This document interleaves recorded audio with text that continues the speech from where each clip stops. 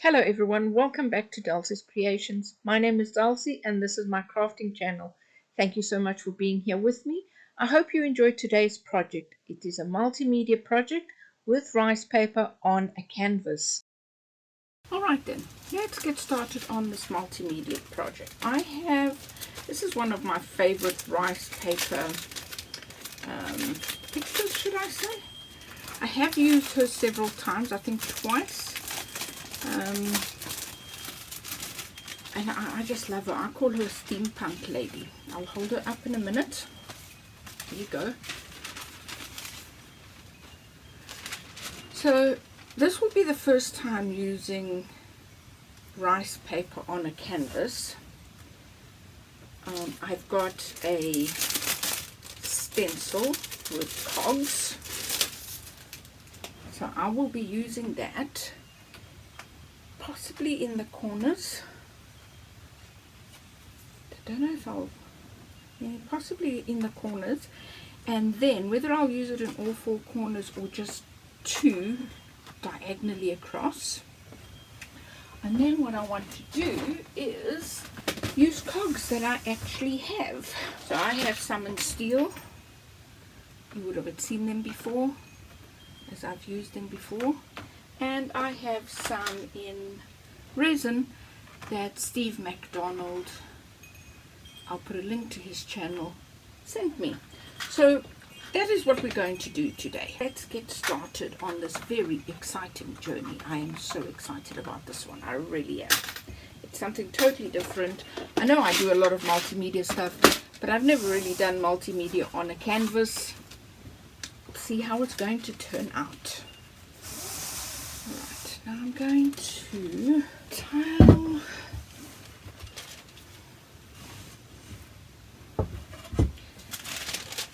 This helps me put glue and sometimes paints and whatever I'm doing without dirtying the tablecloth that's here, or even my mats, because I've got another one of these in the other room or in the other section. So it does help. And you know what? They didn't cost anything. Well, they did cost, but I mean, I think it was £1 each, which was absolutely brilliant. A lot less than what I was expecting. And they do help, especially if I'm doing resin things and I need to move them around, but need them to still stay stable. These are brilliant. And there's no creases.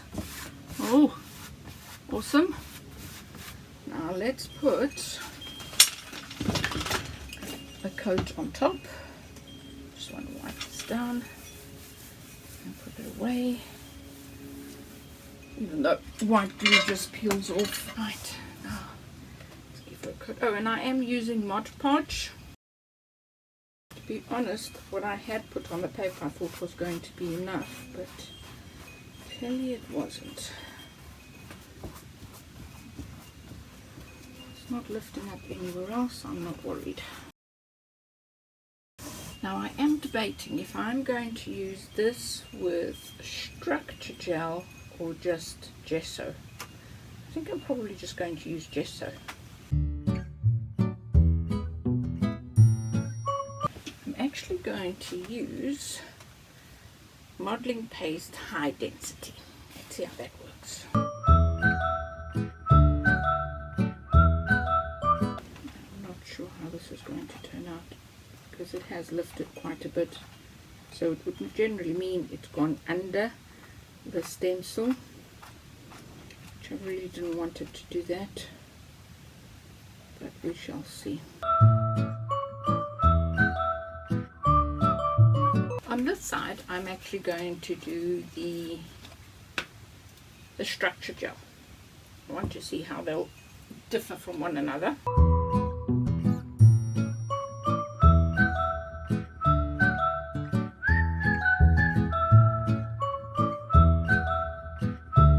Okay, so I think the what's it called? The modeling paste worked a lot better than the structure gel. There you go. So we'll just let them both dry, and then the idea is to paint the background, and what I will do is take the colors from there and just put it all over, so there'll be turquoise and browns and reds and some gold. And then we can also start sticking down the, actually before I paint, I'm going to stick down, I know I had the word just now because I told you what the word was, but now I can't remember. It will come to me. We can start actually maybe sticking them down now while I wait for everything to dry, because when I start painting, I want to paint over everything. I'm just taking out a whole bunch because I don't know what I want to use, so we'll have a whole bunch of them out and we'll know what to put down. Cogs. Now it doesn't really matter what color they are or anything, because as I paint them, they will obviously all just gel. Generally try to match whatever's there with whatever I've got. Doesn't look like I have too many. Now I am going to use this anchor because there's an anchor there. I'm going to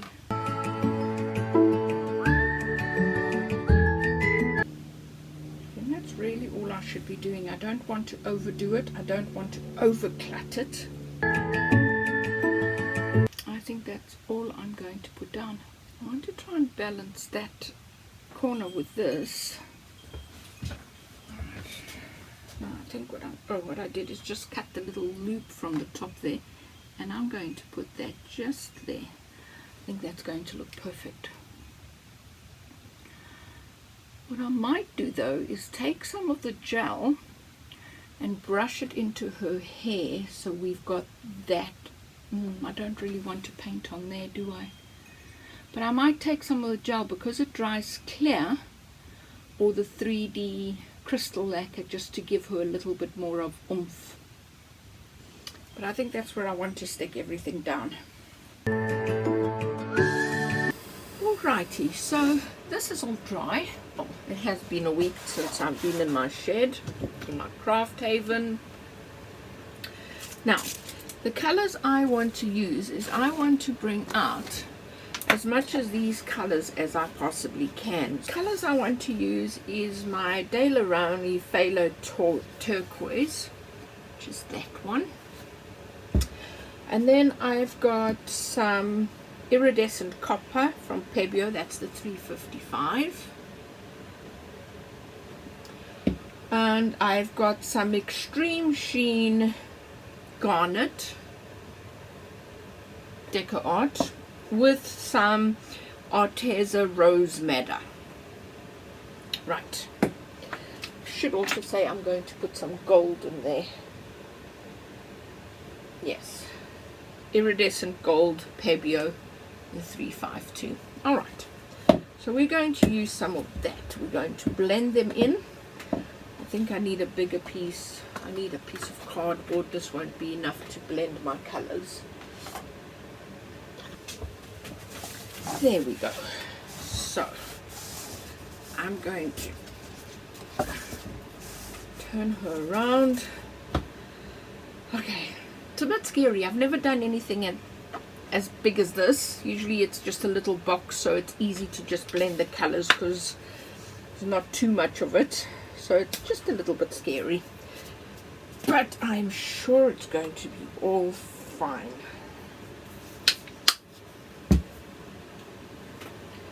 Now I've got all of these brushes are all makeup brushes, and they're just brilliant to be using, but I've also got my big one out today. So let's just see. I think I'm going to start with a little one.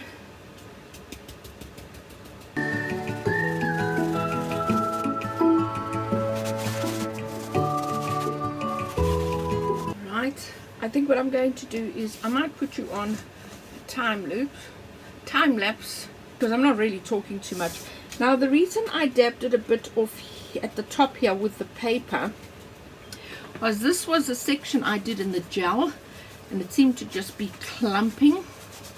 That's why I dabbed it a bit more with some paper.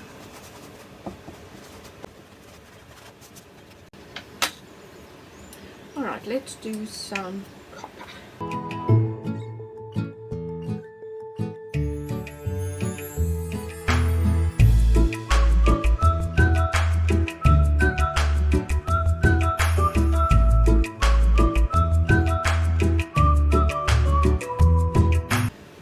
Well, I think I am going to leave it alone. Let me turn it around for you so you can see. I think it looks really, really good. I'm going to give this a day to fully dry, because even though I do use, it feels like it's dry, it needs to properly dry. And what I might do, oh, I've still got a bit of masking tape on here. And then I think the edges, what I'm going to do is I might actually do them all in the turquoise color. I think that will look quite good. Or maybe just black. But I'm going to leave her alone. I love how it's turned out. I love the colors. I love it. I absolutely love it. I was a little bit afraid, but I do love how she has turned out. So stay tuned for some pictures. Obviously, other than the black that I'm going to do around the outside, I will obviously also give her varnish, a coat of varnish over it. So stay tuned to the end for some pictures. Oh, excuse me. Thank you so very much for being here with me.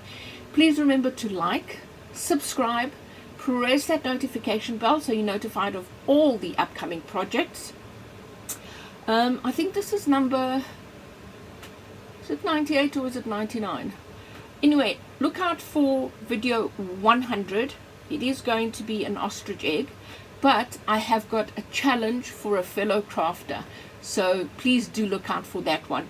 And as always, if you can and if you would like to, please remember to share my video, share my link to my YouTube channel, and do help me grow. Thank you so very much once again for being here with me, and remember, wherever in the world you might be, please stay safe, stay well, and I will see you very soon. Bye for now.